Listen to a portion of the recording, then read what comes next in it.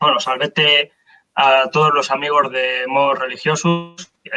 Hoy vamos a tener una charla especial sobre el fin del paganismo o el falso final del paganismo, como vamos a ver, y qué relación tiene con el cristianismo, qué es lo que el cristianismo ha heredado del antiguo cultus deorum romano. Así que hoy, además, contamos con la presencia de Yasmín Bernud Rodríguez, que es de la Universidad de Alicante, una doctoranda de Historia Antigua, sobre todo del mundo celta, que no es la primera vez que viene a esta casa a dar una charla sobre el mundo antiguo. Bienvenidos María Luisa, Óscar Hernández, Enrique Martínez. Bienvenidos todos, y a los que os vais incorporando, que de momento ya somos 20, bueno, pues va bien la cosa, ¿no? Gracias, Óscar, por esos ánimos, y bueno, también agradecer a Yasmín de forma pública también, aprovecho por querer otra vez estar en nuestra casa haciendo una nueva charla, y la charla de hoy va a ser conjunto, entre ella y yo. Ella va a dar una parte que va a ser muy desconocida para todos seguramente, y que a la vez va a ser muy interesante, y vamos a ver que hay cuestiones del mundo prerromano que se conservan en el mundo cristiano. No quiero adelantar nada, pero ella os va a dar una charla sobre eso, y luego mi parte va a ser precisamente la del mundo pagano romano, que es lo que se conserva en el mundo cristiano. Muy buenas tardes, Cata Sube, a Pedro Álvarez también, y yo creo que, bueno, volviendo a Yasmín, darle las gracias por estar de nuevo por aquí. Ya sabéis que podéis hacer cualquier pregunta en directo para ella, para mí, para después, y aunque luego termine, podéis seguir haciendo preguntas y demás, ¿no? Hasta que terminemos el vídeo. Por supuesto, lo que siempre decimos, compartir nuestras charlas. Podéis ver otras charlas también en nuestro perfil de Facebook, alguna colaboración que también hemos hecho por Instagram, y todas las publicaciones que hacemos, ¿no? Muy buenas tardes, Alba y Óscar. Me gusta que estés pendiente. Esperemos que no sea la última, ¿no? Así que, bueno, yo creo que podemos ir empezando. Yo creo que más o menos somos unas 20 personas para ir empezando la charla. Así que yo me voy a callar y voy a dar paso a Yasmín para que ella os ilustre y nos enseñe ese mundo prerromano en el mundo cristiano. Así que, de nuevo, gracias, Yasmín, y te doy la palabra. Bueno, buenas tardes. Estoy encantadísima de estar de nuevo con Modos Religiosos. ¿No se me oye? Empezamos. A ver, ¿se me oye ahora? De momento no se te oye nada. Un momento. ¿Y ahora se me oye? Con los fallos técnicos, nada.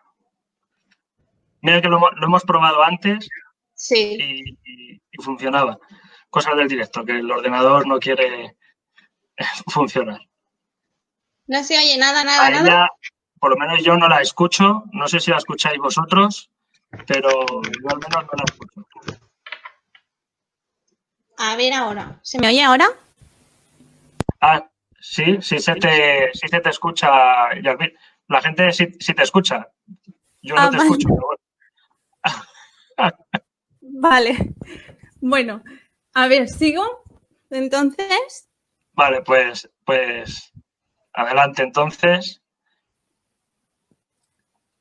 Bueno, gracias por las palabras que decís, que nos oís. No lo sé. A ver, ahora. A ver, ¿se me oye ahora? Sí, se te oye. Vale. Sí, perdón. Vale, pues prosigo. Sí, empieza. Vale. Bueno, buenas tardes. Estoy encantada de estar de nuevo con Mos Religiosos. Muchas gracias por invitarme de nuevo.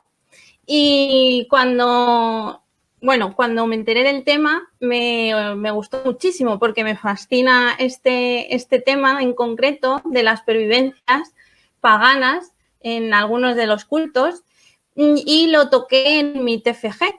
Y la verdad es que he ahondado en la vertiente prerromana y también os quería traer sobre todo de cultos que se siguen haciendo en Hispania.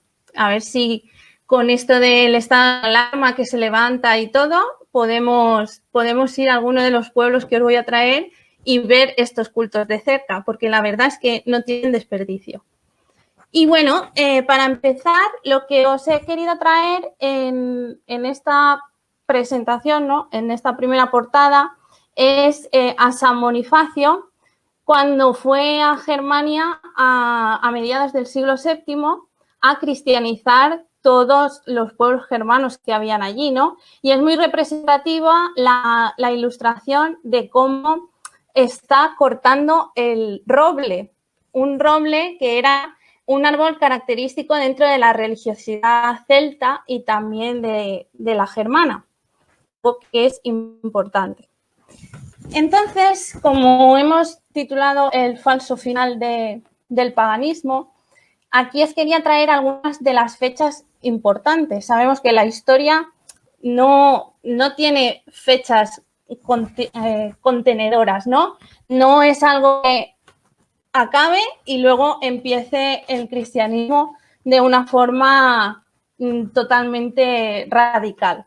Pero sí que tenemos fechas importantes que nos van marcando ese venirse a menos del mundo pagano, que ya veremos que luego no pasará, porque entre la población ya se encargará de todavía mantener esos cultos, ¿no? En el 380, con el Edicto de Tesalónica, es cuando se oficializa el cristianismo. Pero vamos teniendo también en el 391, por ejemplo, se destruyen diversos templos, como el Serapeum de Alejandría, y los últimos Juegos Olímpicos, que también eran muy importantes, se realizan en el 393. Y algo que para mí es insólito, ¿no? Que podría marcar un posible fin, es que se apaga definitivamente el fuego de Vesta en el 394 después de nuestra era. Para continuar, lo que os quería decir es que a partir de aquí vamos a tener un montón de legislación que van a ir prohibiendo reiteradamente todas aquellas prácticas paganas, como eran consultar a adivinos o dejar piedras al lado de las fuentes, dejar, por ejemplo, también comida, hacer sacrificios, todo eso. Y vamos a tenerlos recogidas ya en el Codex Theodosianus, en el 429. Ese códex, la Lex Romana Visigotorum, porque os voy a hablar sobre todo de la vertiente hispana, lo que hace es compilar varias de esas leyes y volver, rehacer sus leyes, y también estarán marcadas reiteradamente estas prohibiciones de rituales paganos entre los siglos VI y VII. Algo que también tenemos que tener muy en cuenta es que se van a realizar diferentes concilios. El concilio de Toledo, sobre todo, que se va a organizar 1, 2, 3, así tenemos hasta 3, llegando hasta el siglo VII, y los concilios de Braga. Uno de los más famosos, por lo que dice y por la figura que lo preside, es el segundo concilio de Braga, que se realiza en el 572. Y la figura que lo preside es San Martín de Dumio, el obispo, un obispo de Braga. ¿Y qué es lo que dice? Bueno, a este obispo se le encarga que realice también un libro aparte para ir a cristianizar a todos aquellos fieles que están sobre todo en la zona norte de la península ibérica, porque llega muy poco la cristianización, sobre todo se va a hacer a través de los monjes que lleguen por allí, y hay muy pocos centros donde haya obispados. Y le encargan que realice este libro. Y en el 574, después de haber presidido el concilio, realiza el libro y lo que nos dice es lo que os traigo aquí. ¿Por qué encender velas junto a las piedras y a los árboles y a las fuentes en las encrucijadas? ¿Qué otra cosa es sino el culto al diablo? Observar la adivinación y los agüeros, así como los días de los ídolos. ¿Qué otra cosa es sino el culto al diablo? Observar las vulcanales y las calendas, adornar las mesas, poner coronas de laurel, observar el pie, derramar en el fogón sobre la leña alimentos y vino, echar pan en la fuente. ¿Qué otra cosa es sino culto del diablo? El que las mujeres nombren a Minerva al urdir sus telas, observar en las nupcias el día de Venus y atender en qué día se hace el viaje, ¿qué otra cosa es sino el culto al diablo? Hechizar hierbas para los maleficios e invocar los nombres de los demonios con hechizos, ¿qué otra cosa es sino el culto al diablo? Y otras muchas cosas que es largo el decirlas. Todo esto lo que nos está diciendo es todos los cultos que se estaban realizando en todas esas zonas, sobre todo en la zona norte de la península ibérica, y que se seguían realizando en una fecha ya tan tardía, ¿no?, como el siglo VI, en el 572 y 574. Entonces, lo que nos dice es eso, ¿no? Y que todo es un culto al diablo, diabólico. Y por ello lo que se pretende es cristianizar toda esa zona y que dejen de hacer todo esto. Tenemos que pensar que cuando sale una ley tras otra que condena todas estas acciones, es porque se están haciendo, ¿no? Es porque se siguen haciendo. Y todo ello llegará también hasta la Inquisición, que también sabemos que perseguían herejías, e incluso en 1541, Alonso de Castro, que era un teólogo también vinculado a la Inquisición, realiza su obra Adversus a Hereses. Y os voy a leer lo que dice, porque es que no sé, las prácticas a las que se refiere San Martín en el 572, pues 1000 años después todavía no se han dejado de hacer. Y dice, hace unos 10 años, se refiere a 1528, en la región de Cantabria, llamada ahora Navarra, y en Vizcaya, se descubrieron entre la gente de la montaña muchas supersticiones e idolatrías. Es tan grande esta intensidad que el diablo, bajo forma de cabrón, era abiertamente adorado por ellos. Se descubrió que esto había sido practicado en secreto por ellos durante muchos años. Lo mismo, pero con tanta intensidad, fue descubierto en otras montañas de España, en Asturias y Galicia, y otras donde la palabra de Dios raramente había sido predicada. Y lo que vuelve a decir este teólogo es que tenían que llevar a más curas, a más teólogos, a más monjes, acercar más a la Iglesia en esas zonas para que se dejaran de hacer esas prácticas. Pero es que hay prácticas que han sobrevivido incluso en la actualidad. Y también tenemos algunas que otras documentadas hasta el siglo XVIII, más o menos. Vamos a ir viéndolas y vamos a ver cuáles son. Lo que os he traído aquí es el calendario celta combinado con las festividades que tenemos, bueno, que tiene el cristianismo actualmente, igualmente repartidas, ¿no? Este calendario lo realizó Pedro Reyes Moya Maleno, que realizó una tesis súper interesante, de la que yo me serví mucho también para hacer el TFG, y os la dejo aquí porque además de hablar de temas religiosos y de las pervivencias religiosas de la Hispania céltica, también habla de muchas otras cosas como pervivencias sociales, de organización y todo ello. Como os decía, las principales festividades celtas, que ya lo dije en la anterior participación, van vinculadas con el calendario agrícola, con esas festividades de la naturaleza, ¿no?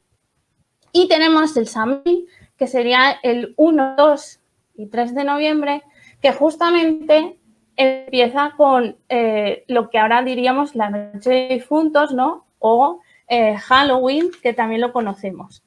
Y es una de las festividades celtas que básicamente se han incorporado plenamente en lo que es la cristianización. Ya sabemos que si no puedes con tu enemigo, únete a él, y entonces la Iglesia habían cultos que no podían con ellos, no podían erradicarlos, y lo que hacían era incorporarlos, como ese sincretismo también tan tradicional en la cultura romana. Y de ello, pues podemos decir que en el Samhain lo que se derivaba es que había un tiempo de no tiempo. Quiero decir, el mundo de los vivos convivía con el mundo de los muertos. Y era esta festividad para ellos como el fin de año nuestro, ¿vale? Era la fiesta predominante donde empezaba el año de los celtas. Y por ello se renovaban hogueras, se apagaban todas las hogueras y se renovaban. Antiguamente lo que se hacía también, porque se ha relacionado con esta festividad del invierno, que se llama, ¿no? También es una muerte del verano. Lo que se ha relacionado son las 12 noches, ¿cómo se llama? A ver, espera, lo busco aquí. Las 12 noches santas. Las 12 noches santas no empezaba justamente en el 1 de noviembre, pero sí que empezaba en Nochebuena y tenía que durar hasta Reyes. Y en ella se encendía un tronco en la hoguera y ese tronco debería durar esas 12 noches encendido. Y también se ha relacionado con eso del encendido y apagado de hogueras. Luego tenemos que el 1 de febrero es el Imbolc. El Imbolc claramente está vinculado con el ganado y con la venida de la primavera y de las nuevas cosechas, ¿vale? Y luego os explicaré qué relación tiene Imbolc con el 1 de febrero, la Candelaria y Santa Brígida. En el 1 de mayo tenemos a Beltane. Beltane es como el polo opuesto de Samhain. Y Beltane también estaría relacionado con el 1 de mayo, donde se plantan mayos, ya os explicaré lo que son, y estas fiestas podrían durar hasta San Juan. Están muy vinculadas con lo ígneo, con el comienzo de, el verano, ¿no? Y de lo luminoso.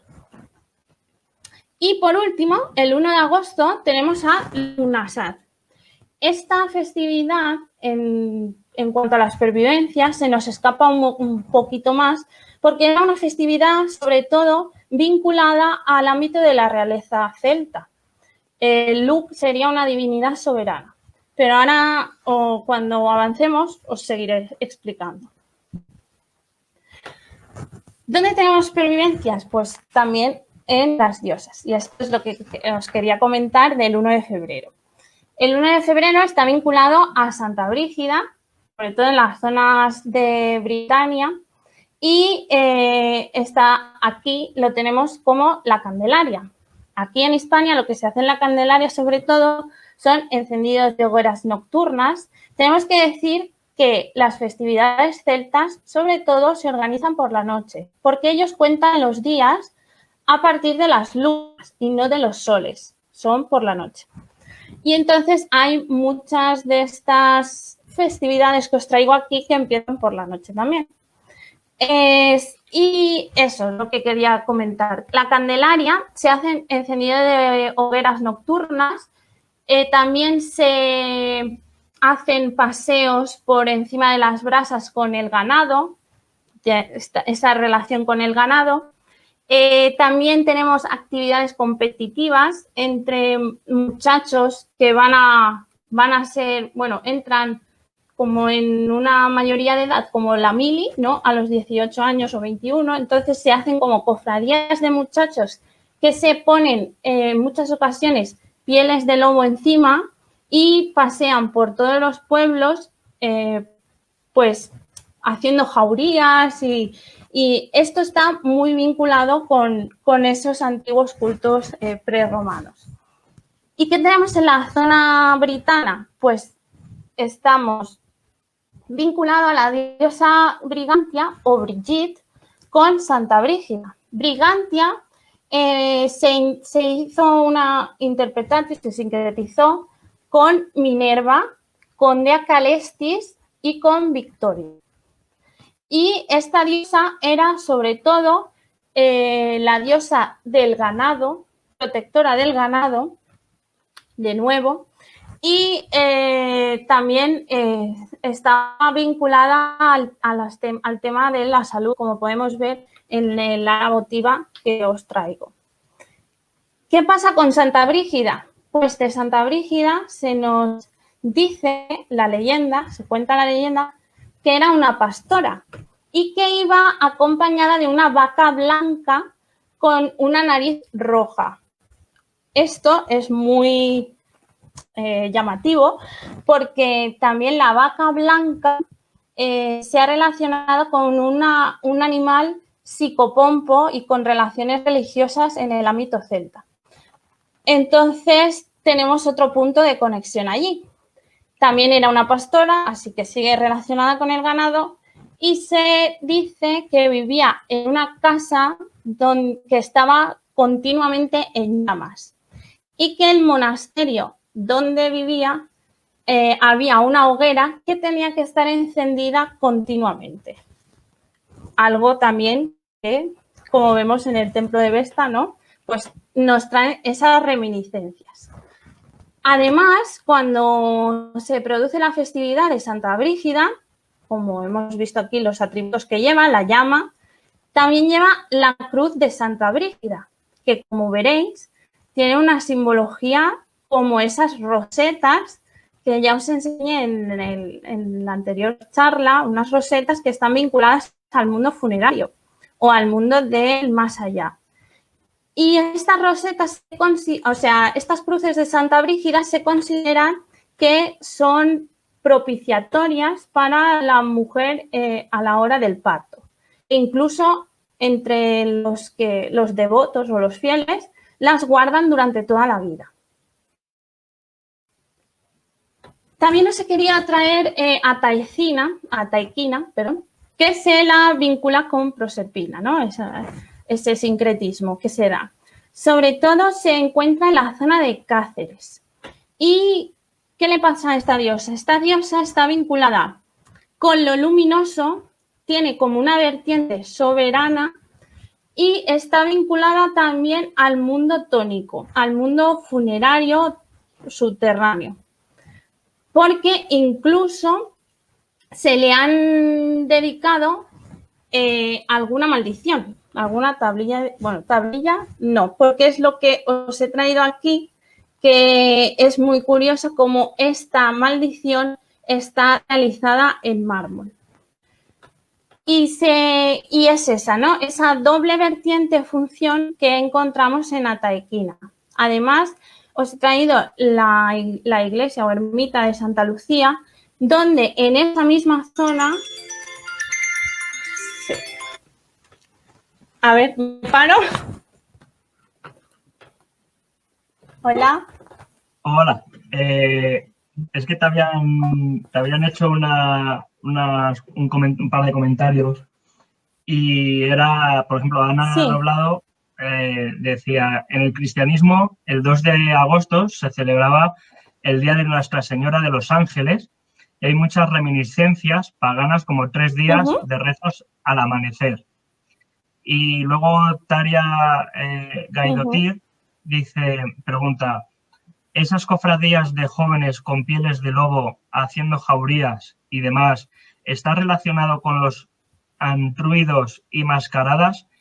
Ya que es una práctica que se realiza también y muchas están relacionadas con festividades de solsticio o inicio del año. Sí, completamente están relacionadas con esas mascaradas que dicen. Y no sabía no sabía cómo se realizaba el ritual, si podemos decirlo así, de agosto a Nuestra Señora de los Ángeles era, ¿no? Sí, sí, sí. Pues no lo sabía, la verdad es que me apunto el dato y como vemos de nuevo vuelven a ser 3 días y bueno, es al amanecer, pero bueno, sí que tiene como algunas reminiscencias de los cultos prerromanos. Y sí, todas esas cofradías están relacionadas con las mascaradas, que luego veremos también que los quintos participaban también en los mayos, en la época de Beltane. Y también están relacionadas con esas cofradías que podrían haber en el tiempo prerromano. ¿Alguna pregunta más? No, de momento eso. Vale. Muchas gracias. Pues prosigo. Vale. Entonces, proseguimos con la taiquina, que os he querido traer esta ermita en Santa Lucía del Trampal, en Cuenca, no, en Cáceres, si no me equivoco.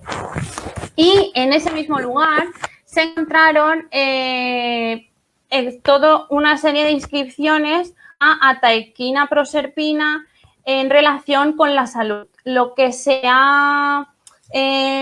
han dicho algunos investigadores es que seguramente en ese lugar habría un santuario dedicado a Ataiquina, sobre todo pues vinculado a esas características de la salud. Así que tenemos esa parte luminosa y esa parte oscura en la propia diosa.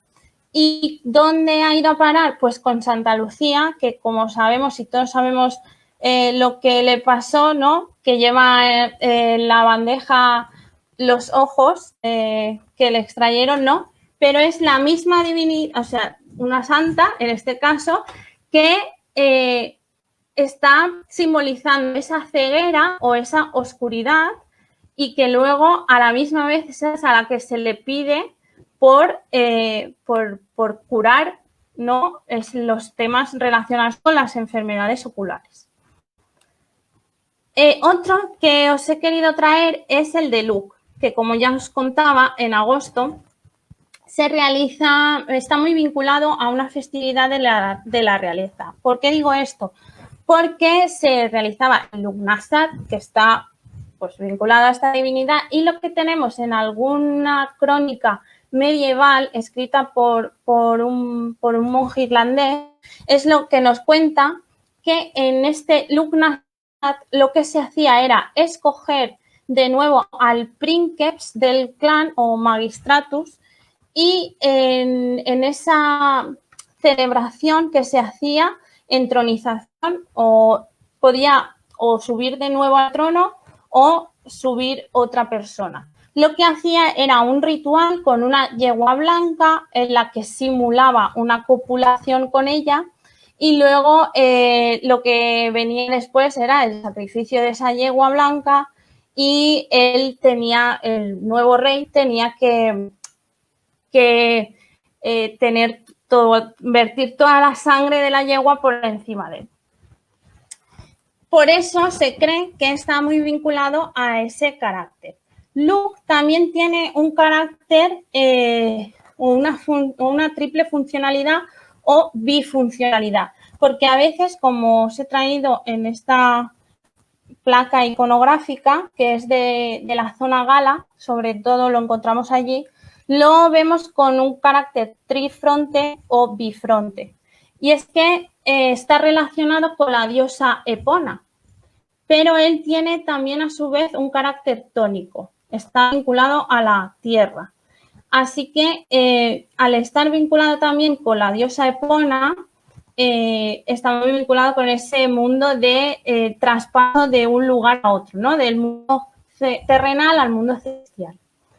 y lo que vemos es que muchas de esta iconografía también la vemos en algunos santos, como esos santos guerreros que tenemos contratados, como San Jorge, San Gengulf, que es ya más de la zona francesa, y también a San Roque o a San Lorenzo, sobre todo San Lorenzo también, por esa vinculación con el sol que también tendría luz.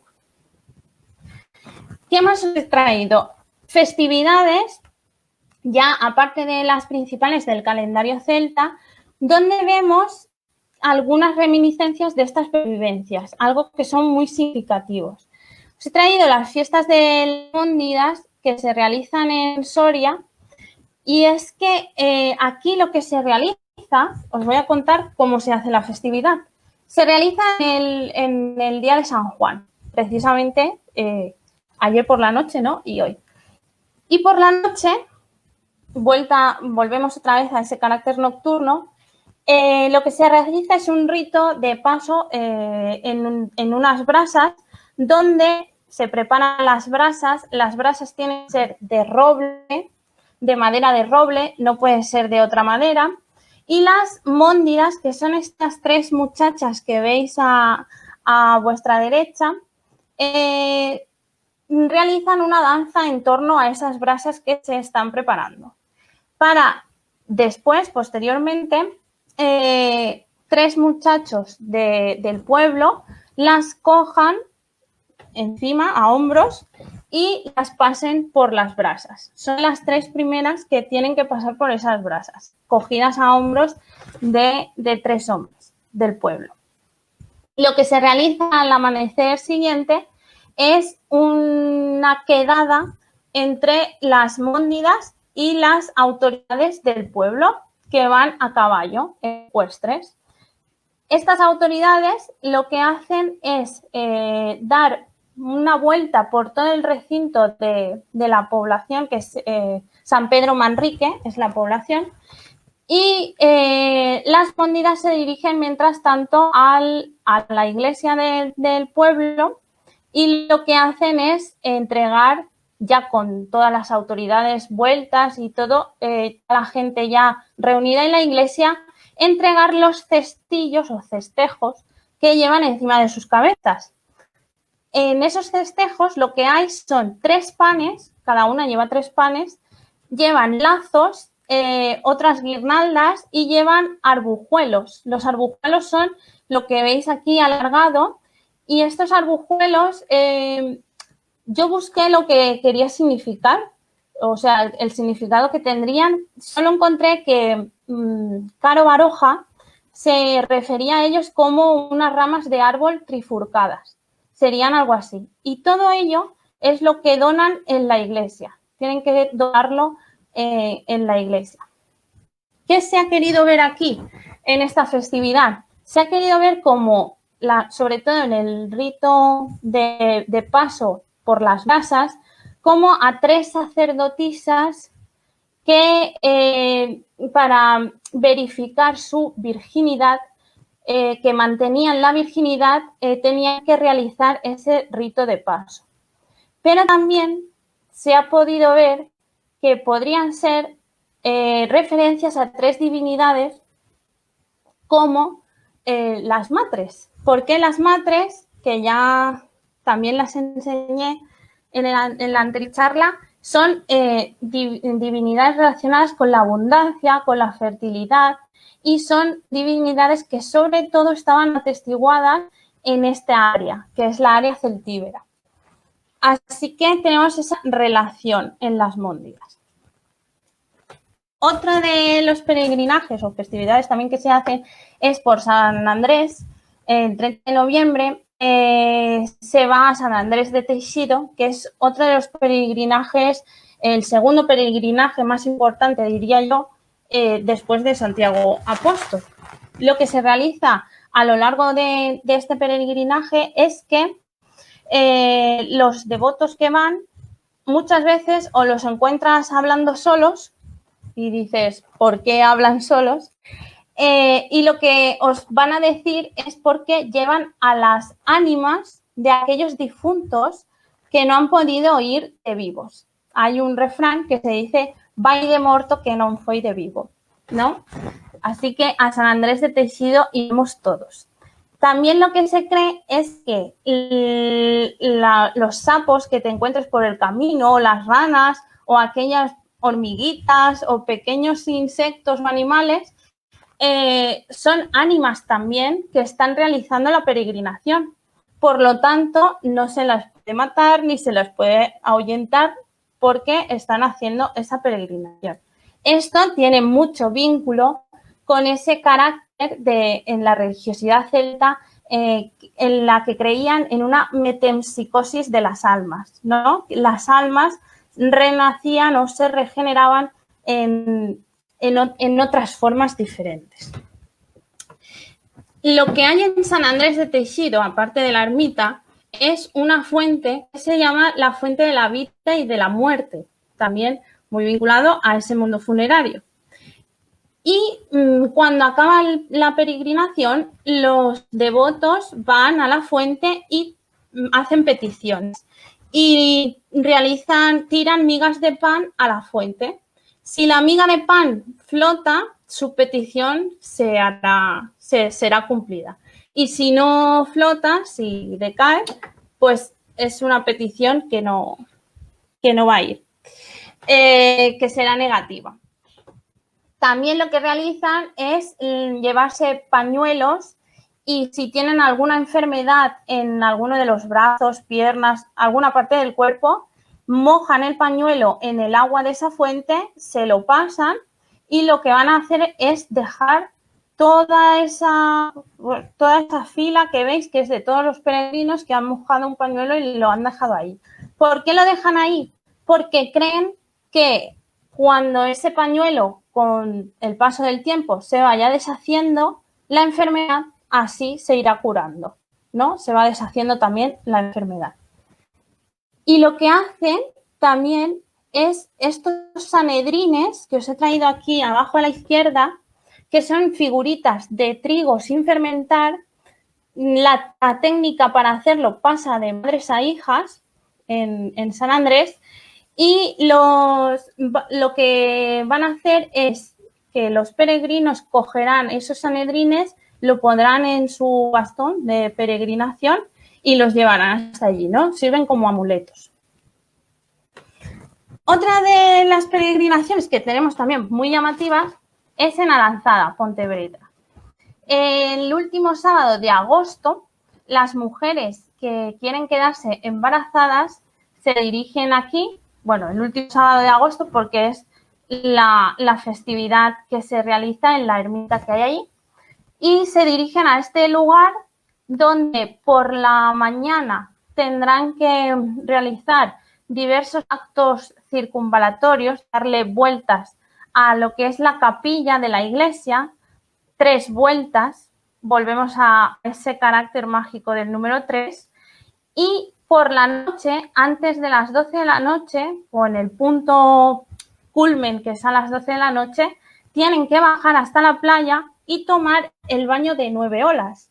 Y volvemos a tener otra vez el carácter del 3, ¿no? 3 veces 3. Toman 9 olas y así quedarán embarazadas, o eso es lo que cuenta la tradición.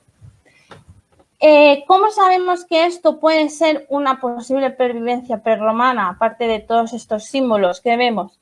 Pues en esta zona justamente tenemos datado un castro celta del siglo VIII antes de nuestra era.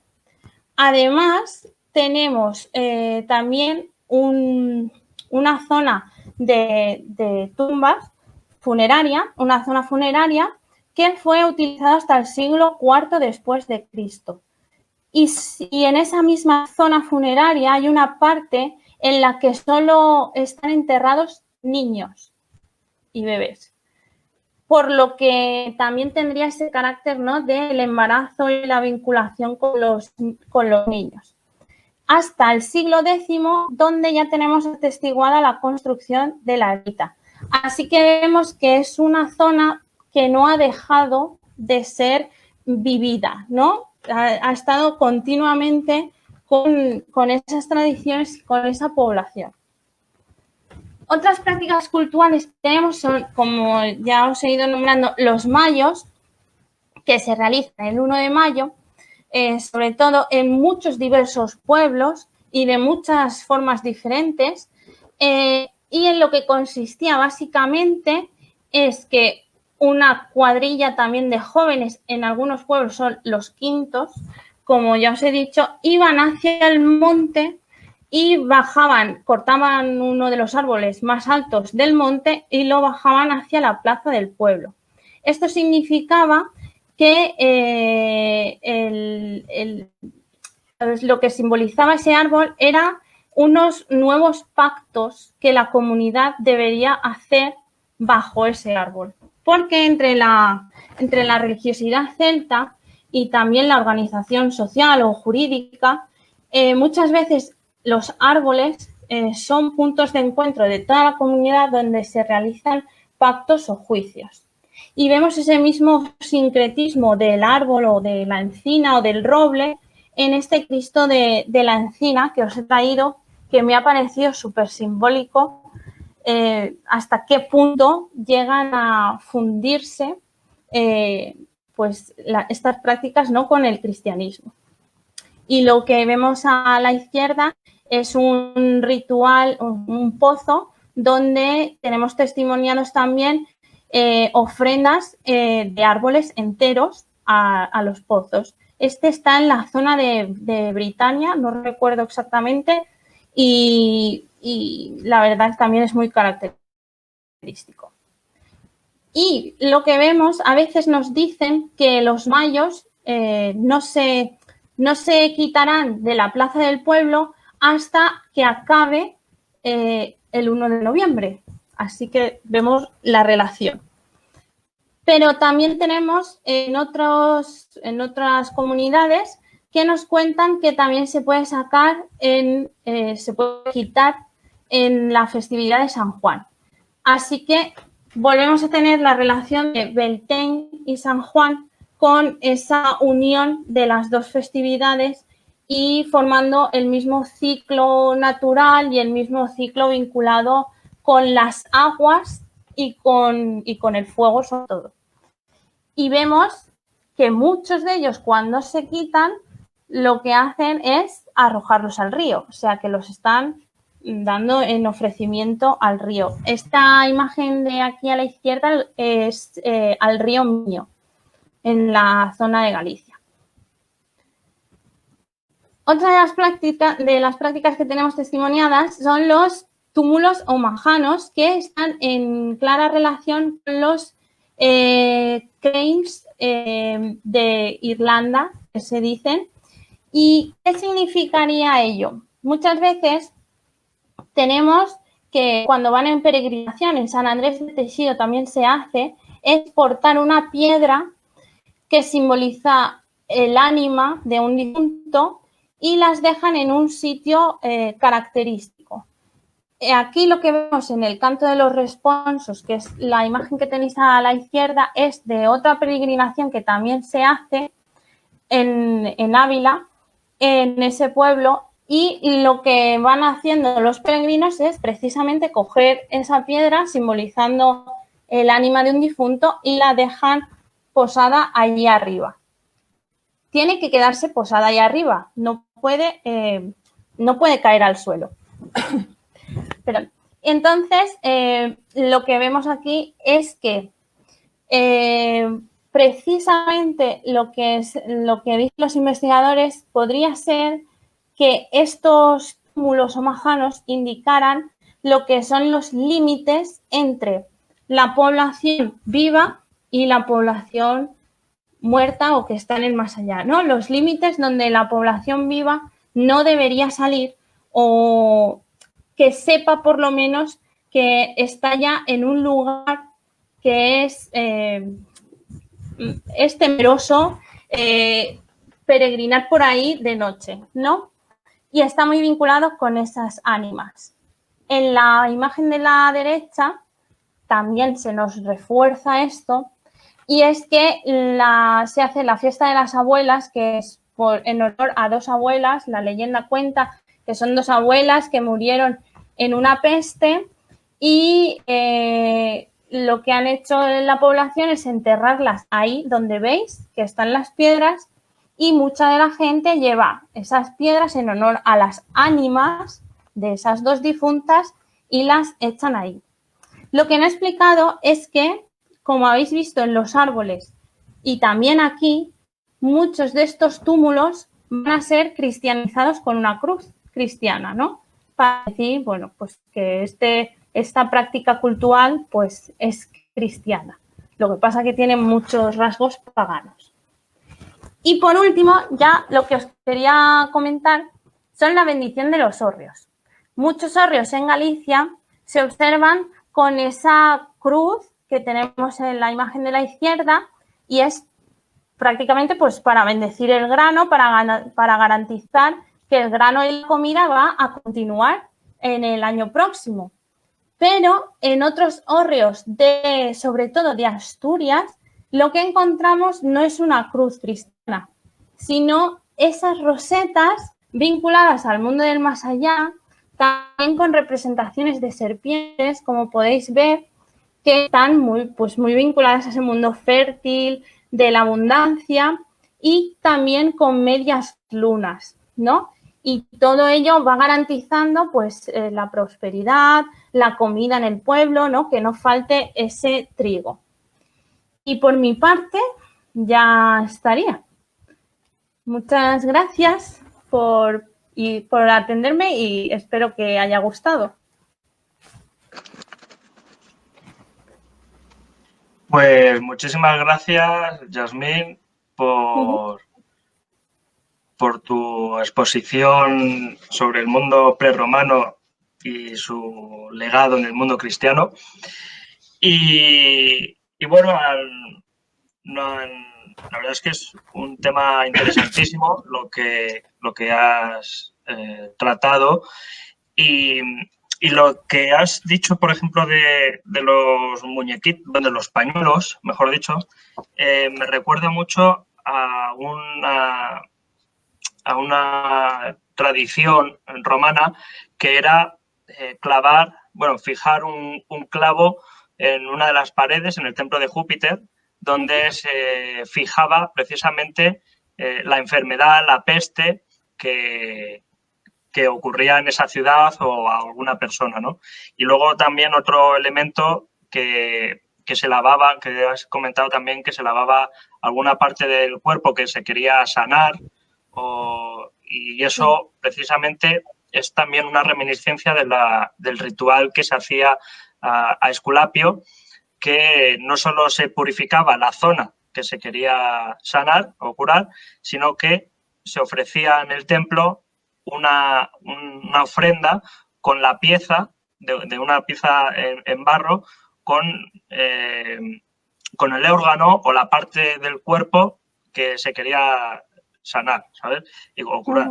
Entonces, son cosas que viene de forma ancestral, ¿no? en el ser humano, y que seguramente en culturas no mediterráneas, es decir, el mundo asiático y oceánico y Mesoamérica, alguna cuestión similar también, y en África también sería parecida, ¿no?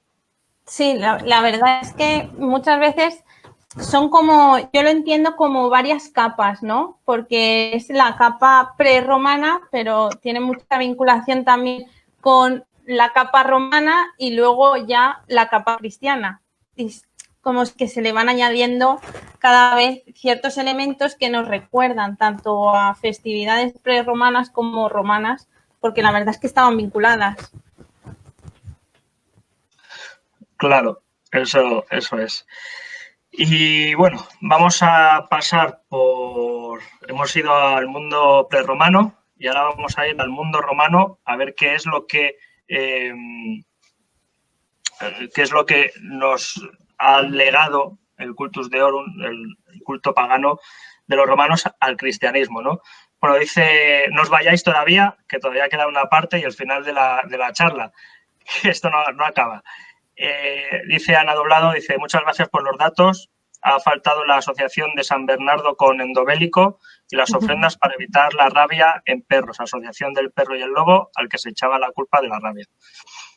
Sí, la verdad es que da para mucho. Pues es un tema que da para mucho. Un resumen del mundo prerromano en el cristianismo y lo que voy a decir yo del mundo romano, hay muchísimas cosas que también me voy a dejar en el tintero porque ya de por sí cada tema, lo que ha dicho Yasmín y lo que puedo decir yo son perfectamente varias charlas, no una, sino varias charlas por separado. Y tiene mucho contenido y es interesante. Yo no voy a poder ver las preguntas, de todas formas, hacerlas en el chat, ¿vale? Y os la contesto en cuanto yo termine de hacer la charla, ¿vale? De todas formas, os contestaré cuando os pueda ver. Yasmín, ¿tienes alguna web, redes sociales o canal de YouTube donde divulgues tus conocimientos para seguirte?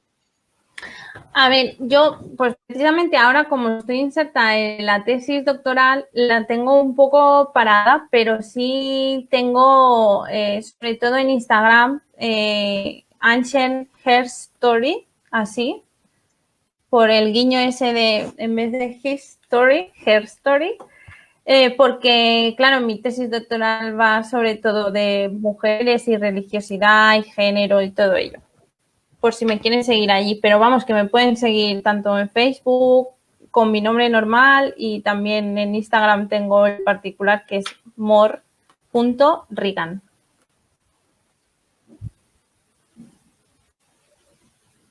Rigan, ¿cómo es? Mor.rigan con GH.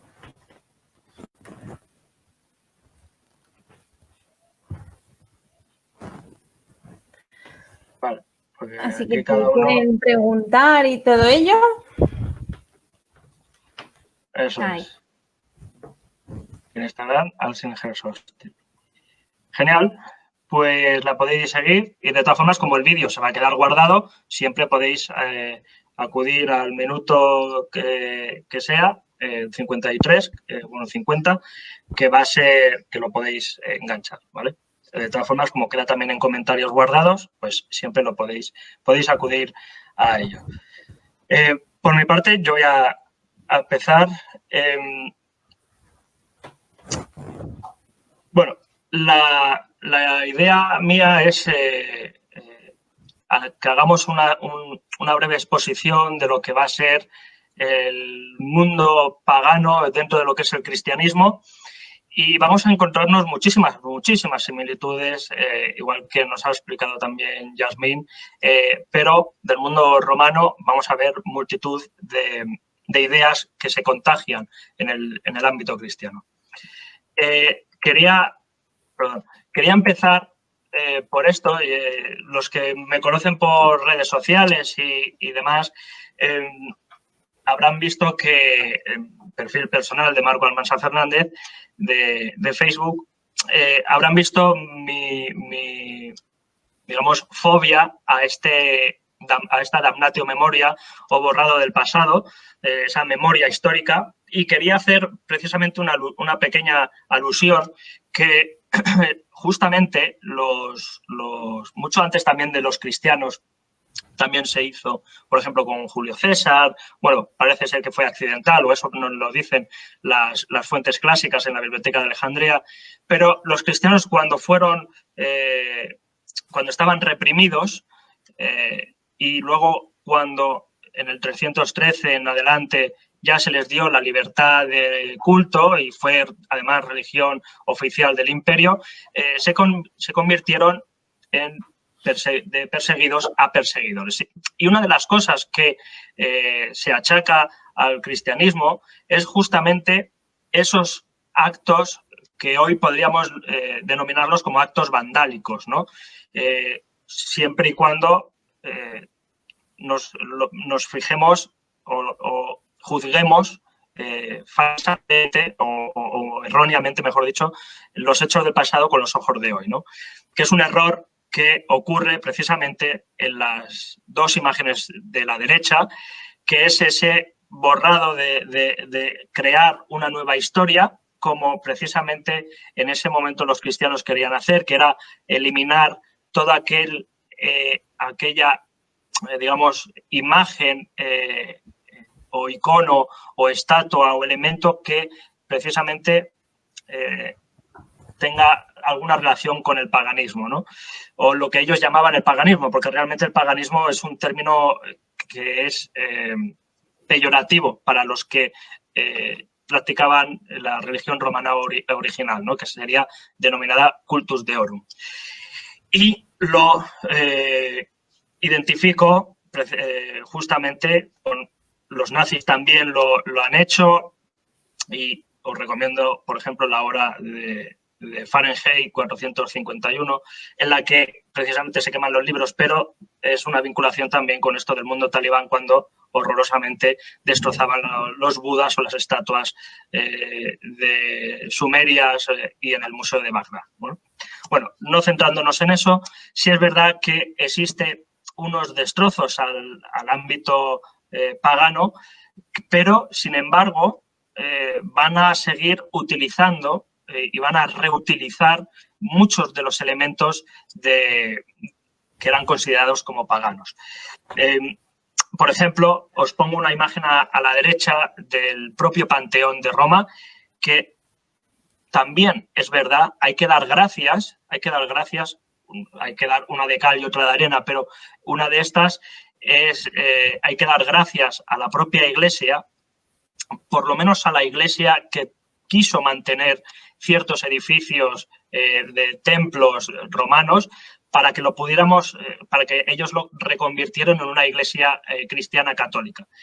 Pues precisamente gracias a ello, el Panteón de Roma se conserva en su totalidad, ¿no? Al igual que, por ejemplo, el templo de Rómulo Augusto en el Foro Romano también fue una iglesia, también fue otra iglesia, el templo de Portumno, que gracias a que fuera una de las iglesias se conserva toda su fachada en su totalidad. Por tanto, es verdad que el cristianismo adopta no solo algunas ideas que vamos a ir viendo, sino la arquitectura pagana. Luego, evidentemente, va a reconstruir y va a construir edificios nuevos, porque algunos de estos edificios se van a venir abajo o los van a reutilizar algunas partes para decorar las iglesias, o van a decorar las casas de los sacerdotes, de los obispos, etcétera, etcétera. O van a trasladar elementos, por ejemplo, como el obelisco que estaba en el Circo Máximo o en el Circo de Calígula, y que está, por ejemplo, algunos de ellos en la plaza de San Pedro, en el Vaticano. Elementos paganos en el ritual y en el personal cristiano. Uno de ellos, hay que tener en cuenta que, por ejemplo, el ritual cristiano en el que, por ejemplo, si uno de vosotros va a misa, y va a ver que todo es muchos elementos cristianos, mucho la misa cristiana, etcétera. Si lo analizamos de forma, como lo vamos a, o voy a intentar hacerlo, y si os leéis o si queréis alguna documentación anexa a lo que vamos a hacer en esta charla, pues la podéis pedir por privado en la página de Morros Religiosos y os envío bibliografía al respecto. Pues gran parte, por no decir todo, el ritual cristiano está basado justamente en el pagano. Y debido a ello, cuando se estudia para poder hacer aquí en Morros Religiosos ciertas recreaciones de cultos, de rituales concretos, alguna fiesta particular o alguna divinidad o alguna virgen o santo, nos basamos en una parte de la estructura de la misa cristiana, siempre salvando las distancias, porque hay elementos que en la misa cristiana se reincorporan a partir del Segundo Concilio del Vaticano y que añaden elementos nuevos, simbología, objetos que en el mundo pagano no se utilizaban. Pero, por ejemplo, en gran parte de la vestimenta de un sacerdote, de un obispo, va a ser muy similar a el mundo romano, ¿vale? También es verdad que a lo largo de la Edad Media, sobre todo a partir del siglo XII, siglo VIII, IX, en adelante, y sobre todo en el siglo XVIII, XIX y XX, la vestimenta cristiana católica va a ir cambiando en algunos aspectos, ¿vale? Pero en la base es justamente la pagana.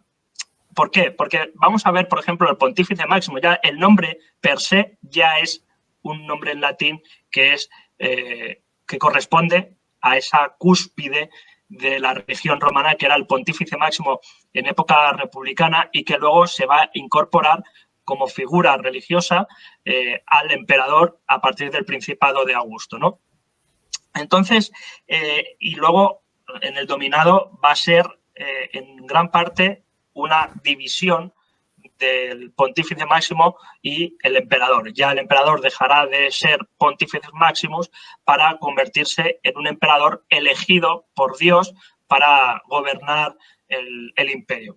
Y teniendo la figura del Papa a partir de ese siglo IV, V en adelante. El Pontífice Máximos, como sabemos, es el creador de puentes, es el creador, digamos, que también se va a vincular con ese creador el delegado de Dios o representante de Dios en la tierra. Va a ser el puente entre el mundo terrenal y el mundo divino. Por eso él se va a conservar el título de Pontifex Maximus, que va a ser el Papa. Por cierto, debajo de San Pedro existe la Basílica de Constantino, que quedan algunos restos, y también por debajo de la Basílica de Constantino queda parte del circo de Calígula y Nerón. ¿Vale? Es una superposición, una cosa muy curiosa. Y de hecho, el obelisco que tiene ahí en San Pedro será uno de los obeliscos que tenga el circo de Máximo o el circo de Calígula y Nerón. Bueno, parte del ritual, si vais a misa o recordáis una misa cristiana, muchas veces vemos al sacerdote, al obispo, hacer una especie de purificación, bendición, moviendo el incensario 3 veces hacia los ayudantes. Y uno de los ayudantes, el monaguillo, que por cierto viene del griego monagelus y que también se utilizará en el Bajo Imperio como monachelus, y que viene a su vez de otra figura en el mundo romano que es el camili o camilae, que son los niños y las niñas que ayudan al sacerdote en el ritual romano. Pues ese ayudante va a mover 3 veces justamente ese número 3 que nos decía antes Yasmín, que es un fijo, digamos, un común denominador para el mundo mediterráneo en general y en concreto el mundo romano, ¿no? Entonces, ese número 3 va a ser fundamental cuando lo veáis en las misas. Igual que en la misa actual, hoy se lee pasajes de la Biblia. En el mundo romano lo que se leen, por desgracia, no hay un libro como la Biblia, ¿vale? Por tanto, el mundo romano no es una religión de libro, como lo puede ser el judaísmo, el cristianismo o el islam, que tienen sus libros, son religiones de libros. El mundo romano lee oraciones que presumiblemente podemos deducir que han sido escritas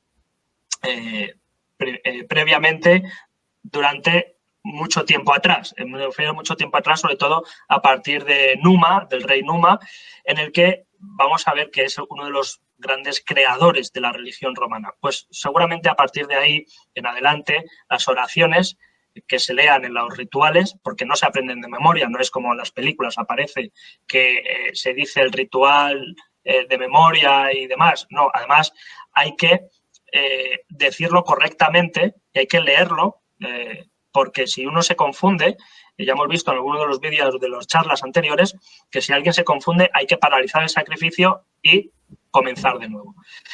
Entonces, la misa hoy no tiene ese elemento de reinicio cuando el cura o el sacerdote se equivoca a la hora de leer. Pero también es verdad que esa lectura lo hace prácticamente todos los días, ¿no? Entonces no debería de confundirse si está leyendo lo mismo cada 2 por 3. Hay elementos, por ejemplo, de este ritual. Se hace una llamada a la divinidad. Se hace como 3 fases principales. Volvemos a ese número 3. Se hace 3 fases principales.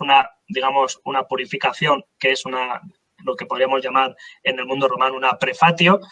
Luego se hace esa llamada a la divinidad, que se hace para que la divinidad esté atenta a nuestro ritual.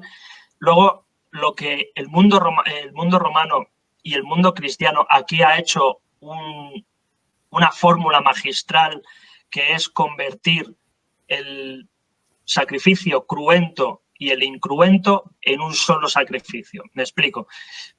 Se combina el sacrificio cruento con el incruento. Y esto es lo que va a llamarse... vaya, ahora se me olvida. La Eucaristía, perdón. La Eucaristía. Entonces, este acto de la Eucaristía, que como sabéis es el vino, es la sangre de Cristo y la hostia es el cuerpo de Cristo, lo que se hace realmente es esa combinación, porque si nos retrotraemos un poco al judaísmo, a ese sacrificio del cordero que aparece, por ejemplo, en Isaías, por ejemplo, y en otros pasajes también, está también basado el elemento cristiano en esos sacrificios cruentos del cultus deorum de la religión romana original. Entonces, porque el cristianismo rechazaba rotundamente el sacrificio cruento. Por tanto, la sangre ya, según la ideología o la filosofía cristiana, Cristo ya ha sangrado por todos los demás, ya ha sufrido, ya ha muerto, y por tanto no se merece que ningún animal creado por Dios sufra por este mismo hecho, ¿no? Que es algo que, por cierto, para los que no lo conozcan, en el Islam aparece también mucho sobre el tema vamos a llamarlo entre comillas, el ecologismo, y sobre todo la muerte animal de ciertos animales, ¿vale? De ciertas piezas. Entonces, el cristianismo rechazaba todo aquello, en teoría, la teoría rechazaba todo aquello que fuera pagano, pero combina, junto con otras filosofías también de la época, combina un poco con el pitagorismo, que digamos que es una filosofía que pretende ser vegetarianos. Entonces no hay consumo de animal. Entonces hay una combinación, una mezcla, un sincretismo, por si lo queréis llamar así, entre las dos ideas, ¿no? Entonces por eso nace esa Eucaristía. Es el sacrificio de la hostia sería el cordero, la carne, y la sangre sería realmente el vino.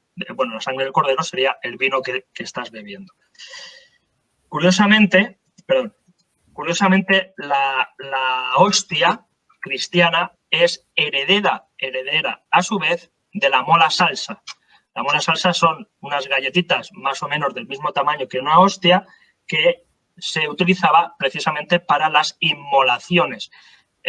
La mola salsa se utiliza para los sacrificios, de forma en galleta, pero espolvoreada, troceada por encima de la pieza. Lo que está haciendo es bendecir, entre comillas, o dar, digamos, pie a que esa pieza pueda ser consumida por la divinidad, ¿vale? Puede ser, le está haciendo partícipe de la divinidad. Por eso, la hostia cristiana, a la que los creyentes toman, hacen participar mediante ese acto de la toma de la hostia, le hacen partícipe de ser de esa divinidad, en este caso de Dios, ¿no? Entonces, justamente vemos como esa vinculación de la mola salsa y la hostia con las divinidades, distintas divinidades en el mundo pagano y Dios en el mundo cristiano. Otro elemento que también, y esto está basado en la foto de presentación que hemos hecho para hacer el anuncio de esta charla que nos ha hecho Luisa Oliva, magníficamente, esa combinación entre la diosa Isis con Horus, Horus niño, y la Virgen María con Jesús, vemos que hay una gran similitud, hay muchas divinidades, ¿no? Pero que pueden combinarse con vírgenes y santos cristianos. Pero he elegido precisamente Isis con Horus precisamente por esa similitud iconográfica que tiene una divinidad con la otra, ¿no? El sujetarse el pecho es un elemento de fertilidad que, por tanto, tanto Isis hace con Horus como la Virgen María lo hace con Jesús. Y además veis esa gran similitud, es que simplemente cambia lo que es el contexto y elementos iconográficos de lo mismo, pero la base, la espina dorsal de esta ideología la veis claramente en estas comparaciones, ¿vale?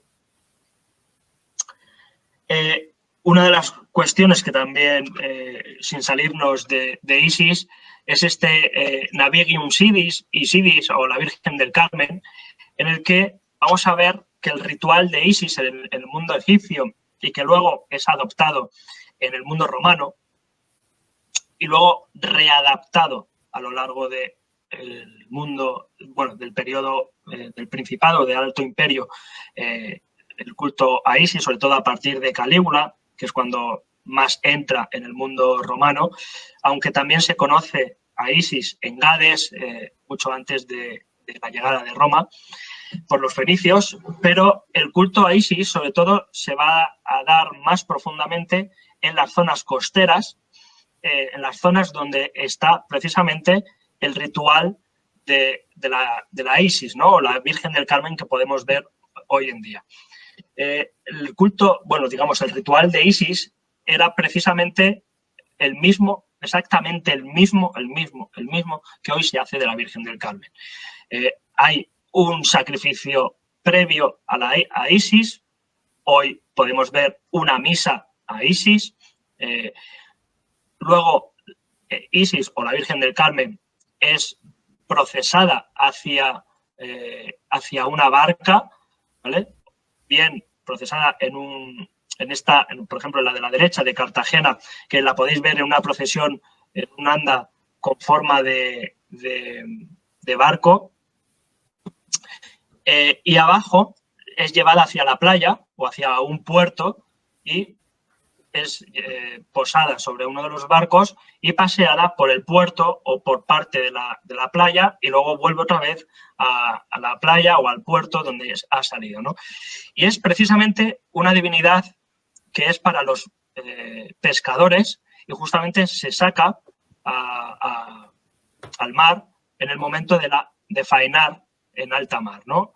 Y es una protectora de los navegantes también y de los pescadores. Entonces, la procesión que hoy se hace, por ejemplo, de llevar la figura de Isis con Horus, como veis en las tres imágenes, y la imagen anterior, vemos a una Isis con un niño, que es Horus, y aquí vemos a esta Virgen del Carmen con un niño también. Entonces, la imagen es prácticamente la misma, vestimenta distinta, lógicamente, pero la concepción es prácticamente la misma. Y esto lo vamos a ver, por ejemplo, en la procesión, igual que a Isis se le hacía, hoy a la Virgen del Carmen, muchos le tiraban flores, llenaban de flores a la Virgen, bueno, hoy en día a la Virgen, igual que también se hacía a la Magna Mater, a Cibeles, a la diosa Cibeles, se le llenaba de flores, al igual que también todo el mundo quería acercarse a la procesión, a Aranda, para poder tocarlo y sentir esa bendición a día de hoy o el favor de la diosa en el mundo romano. Entonces, y siempre se le gritaba halagos, hoy por ejemplo se dice guapa, guapa, guapa, se le dice 3 veces precisamente, qué casualidad y curiosidad, y se repite constantemente, ¿no? Hay mucha emoción al respecto. Y en el mundo de Isis, en el ámbito de isíaco, también se hacía algo similar. Y es una de las cosas que también podemos ver en el asno de oro de Apuleyo, cuando esta procesión de Isis, que también es llevada por Roma, es también llevada a los puertos en otros momentos.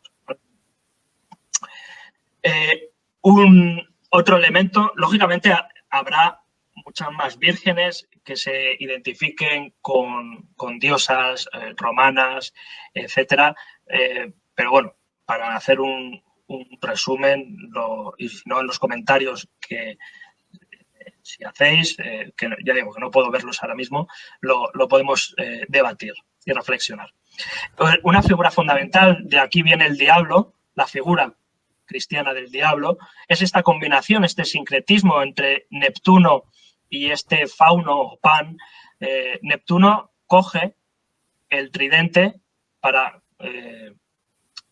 convertirlo en un arma del diablo, y de Pan coge precisamente esa forma de carnero, esas patas de cabra y parte de su cuerpo, ¿no? Y los cuernos que los alarga o acorta según la versión cristiana y sobre todo la época en la que nos estemos basando, ¿no? Y vemos que, por ejemplo, en la figura de la derecha aparece también en la parte de abajo una serpiente. Esa serpiente lo vamos a ver en el mundo romano también como un elemento del inframundo que lo vamos a observar también en los lararia romanos, como ese Agathos Daimon, pero en ese caso es como un benefactor, pero sin embargo viene desde debajo de la tierra. ¿Y por qué la figura de Neptuno y de Pan? Bueno, la figura de Neptuno es porque los romanos, los griegos y los romanos pensaban que Poseidón, Neptuno, estaba por debajo de la tierra y por tanto lo que hay debajo de la tierra es algo que es considerado negativo. Aquello que podemos pisar es algo negativo, es algo que está por debajo del mundo terrenal.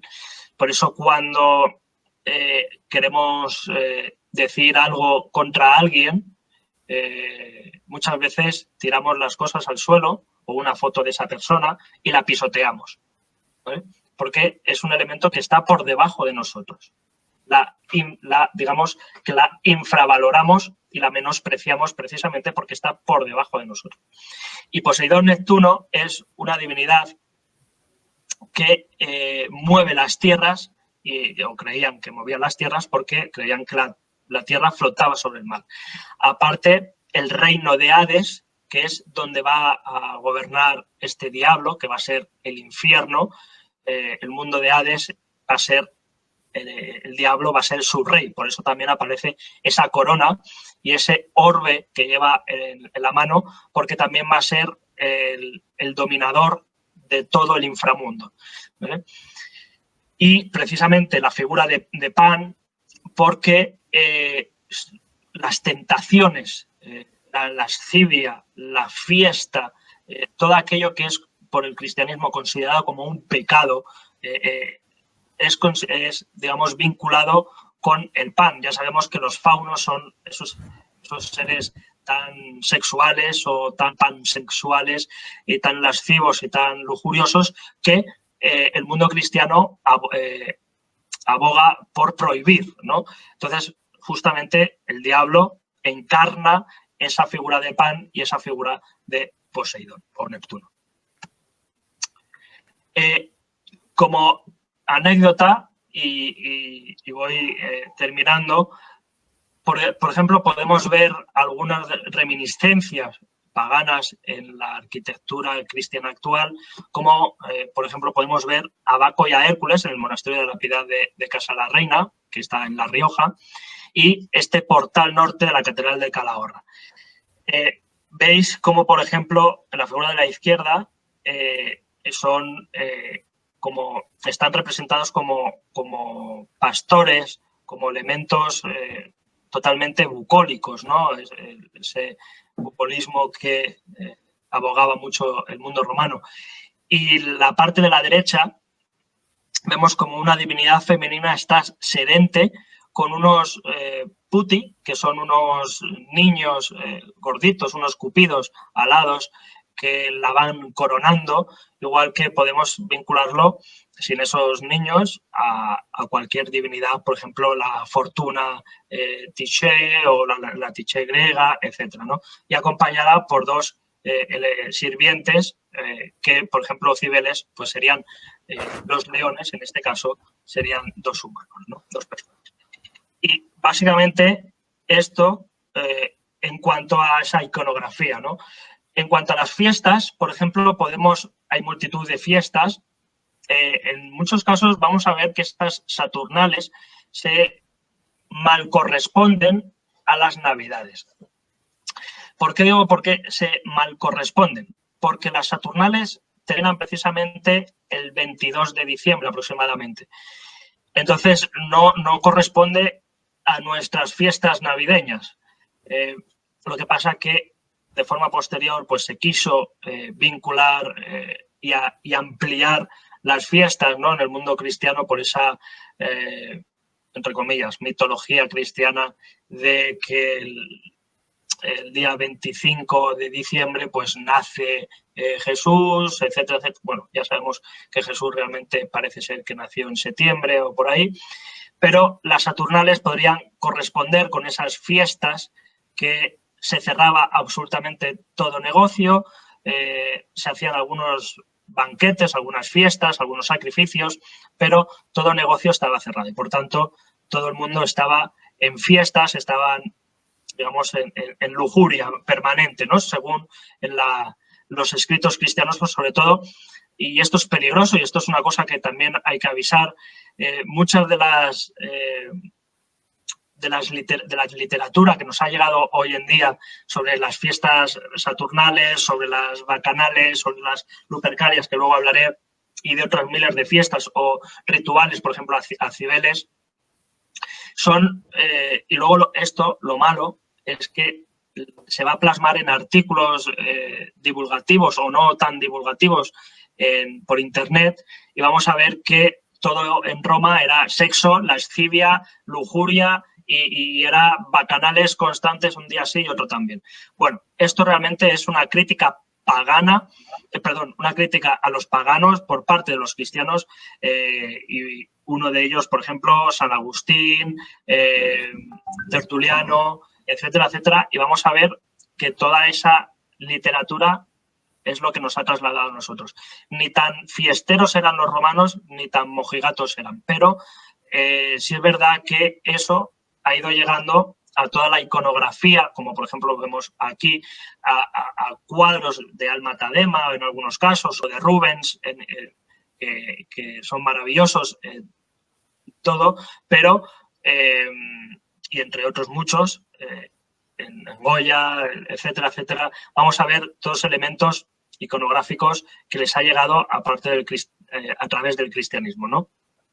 Pero las saturnales son realmente en honor a Saturno y justamente, que no coinciden más o menos los días, pero se celebra precisamente el nacimiento de Saturno, que es esa noche del 24 al 25 de diciembre, que luego también corresponde al nacimiento de Mitra, como también en otras religiones corresponde al nacimiento de Buda, como en el mundo también griego corresponde a Hermes o a Mercurio, etcétera, etcétera. Entonces, vamos a ver que hay una acumulación de divinidades en un solo día, pero se quiso vincular con esas navidades. Navidades significa la natividad, el nacimiento en este caso, de Jesús. Que se va a ver mucho también en el tema de la iconografía y en la literatura cristiana. Las lupercales. Las lupercales es otra maravillosa fiesta que hoy podemos, digamos, vincular con los carnavales. Es decir, disfrazarte de lo que no eres. Y sobre todo es un elemento que las Lupercales, de forma voluntaria, no como aparecen en algunos escritos, artículos que podemos ver en las redes. Además, esta mañana he leído uno nefasto al respecto, y es que empezaban a tener sexo en la calle, los lupercos, es decir, estas personas que se vestían de lobo y que azotaban a las mujeres y que tenían sexo por las calles. Bueno, eso es algo que precisamente viene de San Agustín y de Tertuliano, esa crítica a los paganos y esa burla hacia los paganos, precisamente, ¿no? Las mujeres se ofrecían voluntariamente a que estos lupercos, a estos, vamos a decirlo así, fertilizadores, que con esas tiras de cuero de cabra golpeaban a las mujeres, pero no golpear como si fuera un látigo y BDSM o sadomasoquismo, no, es un golpeo mientras ellos iban corriendo por varias calles y daban eso porque creían que se les fertilizaba de esa forma, pero no porque se pararan a tener sexo con ellos, como nos dicen algunos artículos actuales o algunos autores cristianos.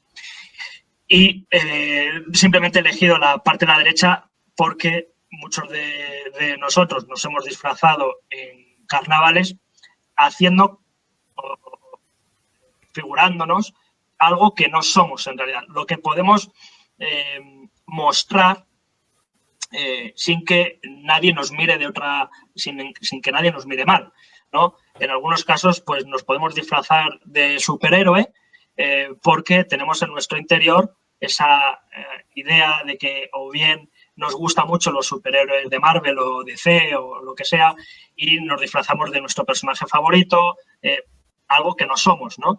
O de cualquier otra historia, ¿no? que queráis o inventado. Entonces es también llamar esa atención que significan esos carnavales. Y precisamente, y esto es fundamental, el hecho de que se celebrara en febrero es porque en febrero es el mes de Februa, es el mes de la purificación. Y justamente con el disfraz lo que se pretende también es renacer de nuevo para que es como si conocéis el mito de Dionisios. Dionisios es el 2 veces nacido. Entonces primero es asesinado, luego renace a través del muslo de Zeus y luego vuelve a morir y vuelve a renacer. Entonces esa purificación, ese renacimiento, ese elemento carnal de que volvemos a la carne, renovados, por eso también es el carnaval de carne, de renacimiento. Entonces, lo que se hace es, nacemos de forma pura. Y a la vez, como otras fiestas que también se hacen en la antigua Roma, sirven para alejar males de ojos una vez que hemos renacido. Y por eso tenemos que purificarnos. Por eso en febrero se pedía, mejor dicho, a Februa que los nacimientos de las personas que nacen en febrero o bien van a crearse o van a procrear a partir de febrero para que nazca en noviembre, etcétera, nazcan de forma sana y que, digamos, contengan todas las virtudes de un buen romano, ¿vale? Así que con esto, ya digo, me dejo muchas fiestas que podemos ver hoy, pero os dejo que también reflexionéis, que también hagamos un debate y os dejo las redes sociales por donde nos podéis ver, que podéis compartir, nos podéis conocer y, por supuesto, también podéis participar dentro de Mods Religiosos porque estamos abiertos a participación, tanto masculina, femenina, niños y niñas, de casi todas las edades, para que, bueno, de todas las edades, mejor dicho, para que podáis también empaparos, conocer y divulgar la historia de Roma en ámbitos religiosos.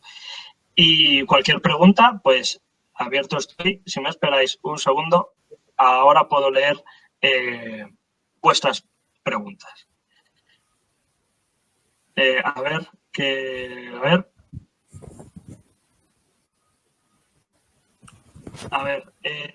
Óscar dice, lo próximo que va a ser, chicos, destruir las pirámides de Egipto porque fueron construidas por esclavos que trabajaban a latigazos. Bueno, sí. La verdad es que sí, ¿no? Bueno, es lo que tiene la ignorancia, ¿no? El tema bueno, me voy a callar algunas palabras malsonantes, pero sí, es lo que tiene el vandalismo ignorante, ¿no?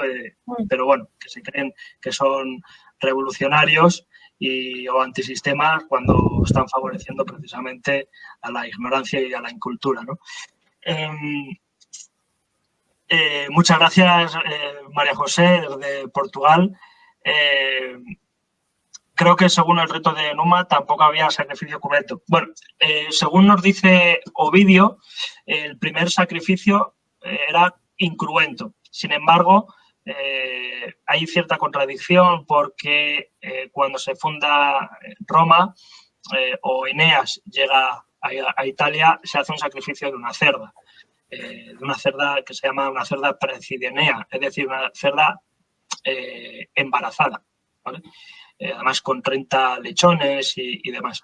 Pero bueno, según Ovidio sí nos dice que el primer sacrificio es el sacrificio incruento. Bueno, Luisa Lulú, que es la creadora de esa foto, Luisa Oliva, así que estamos contentísimos porque nos ha hecho esta y otras anteriores que hemos hecho con una grandísima calidad, a lo cual se agradece muchísimo. Y la procesión, sí, la procesión es un elemento pagano.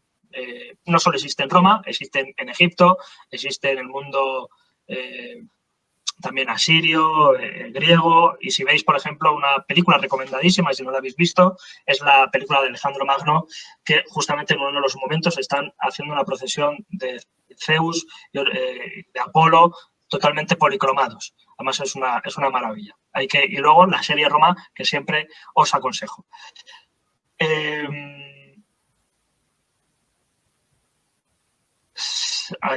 A ver, Óscar sí dice, súper interesante, en el norte de Tenerife las fiestas de la Virgen del Carmen son las más importantes del año en verano. La Virgen del Rocío, Astarte, sí, podría vincularse.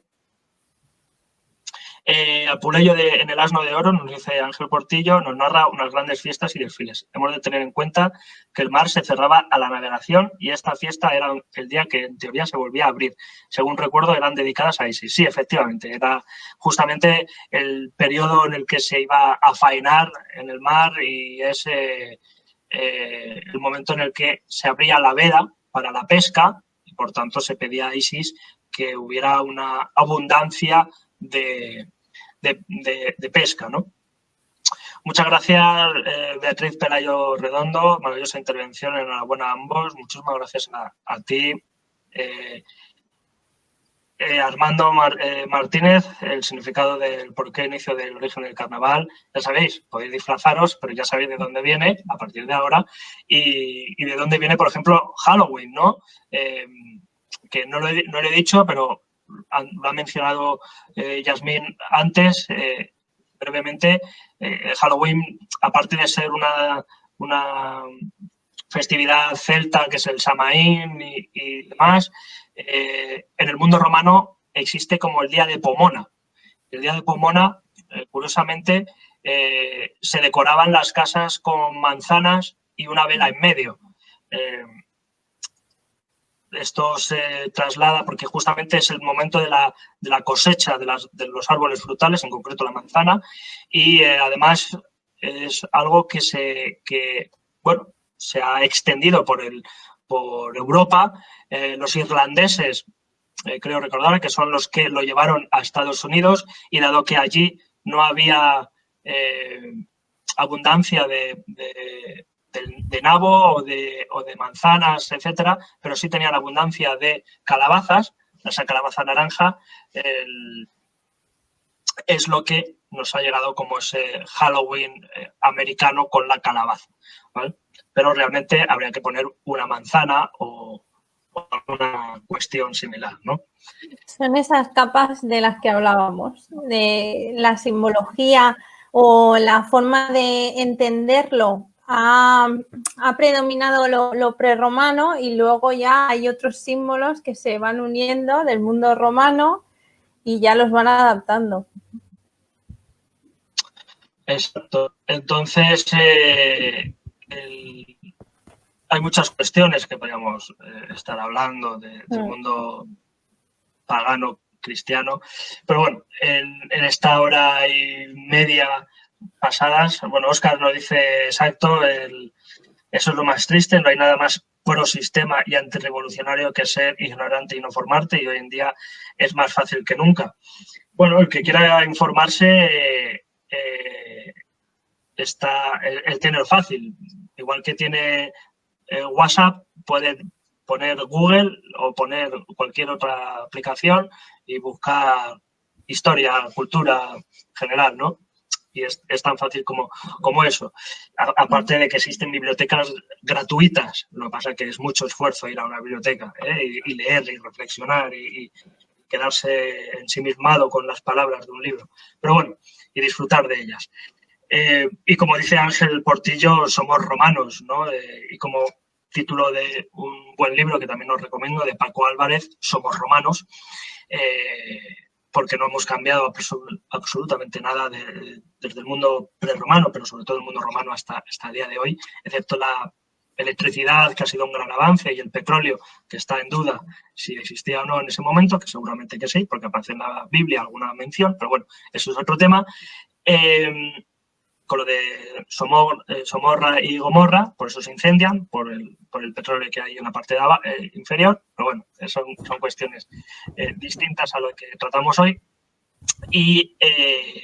Pero hay muchísimos elementos que podemos ver, ¿no? En el bastón que lleva el obispo, esa mitra que lleva el papa, que procede también del mundo asirio, y que luego el calzado, por ejemplo, del papa, que es de color rojo en un primer momento, precisamente porque son los calquei o calzado, botines de color rojo que llevaban el pontífice máximo, aunque luego hoy tenga de otros colores, ¿no? El blanco, negro, marrón, según también el día o la estación del año, ¿no?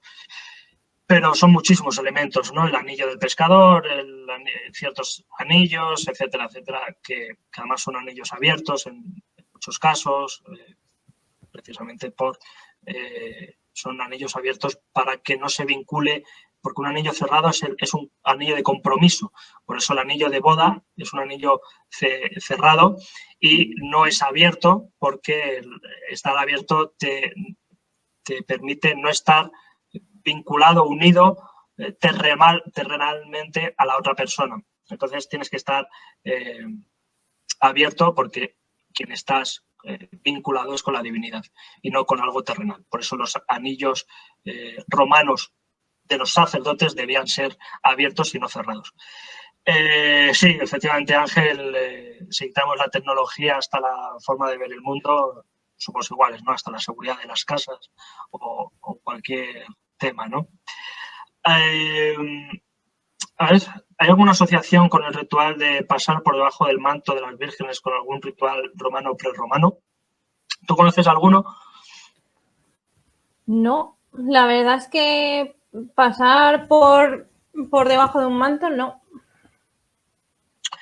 En el mundo romano existe digamos, el ritual de estar pasando por ciertos, ¿cómo lo diría? Por ciertos pasajes en los que te puedan estar manchándote de sangre, ¿vale? Porque el elemento de la sangre es un elemento también de bendición o de favor de los dioses, mejor dicho. También es un elemento que estás bajo la protección, en este caso en el mundo cristiano, bajo la protección de la Virgen, y por tanto es ella la que te protege, y por eso el paso por debajo de su manto es un elemento protector. Seguramente en el mundo romano habrá alguna historia, algún ritual mucho más concreto. Lo que sí es verdad es que el sacrificio de Cibeles, como ya hemos dicho en otra charla, no estaba ese taurobolio en el que el sacerdote estaba debajo y el toro estaba encima, sangrándole y chorreando. Eso es algo que no es real y eso es una mentira más del cristianismo. Así que si no hay alguna pregunta más, también deciros que el título de esta charla corresponde a uno de los capítulos de un curso que se va a dar sobre religión romana, si todo sale bien, a partir de septiembre con el Centro Elba. Así que esto y muchos otros temas del mundo romano los vamos a ver en ese curso sobre religión pagana o religión del cultureorum romano. Así que nada, un placer a ti, Yasmín, por querer otra vez de nuevo estar entre nosotros en esta casa que ya es tu casa también, que es Mos Religiosus, y para que puedas divulgar también sobre tu ámbito prerromano, mundo celta, mundo femenino también, etcétera, etcétera.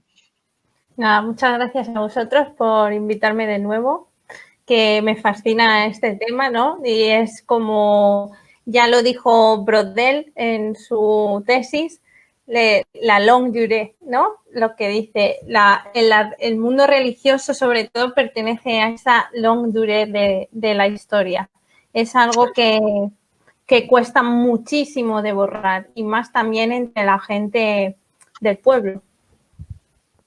Sí, pues son tradiciones muy arraigadas, ¿no? De generación en generación, y eso es algo que se transmite hasta el día de hoy, aunque lo disfraces de cristianismo, precisamente aunque le pongan la cruz. ¿No? Pues nada, muchísimas gracias y esperemos que nos veamos pronto, ¿verdad? A ver si en breve pues podemos hacer otra colaboración. Y nada, a todos vosotros también por querer participar, querer conocernos, querer conocer este mundo de ámbito religioso, por haber comentado, por haber sumado con vuestros comentarios y preguntas a esta charla, que esperemos que os haya parecido interesante y que hayáis aprendido un poco más de lo mucho que seguro sabréis.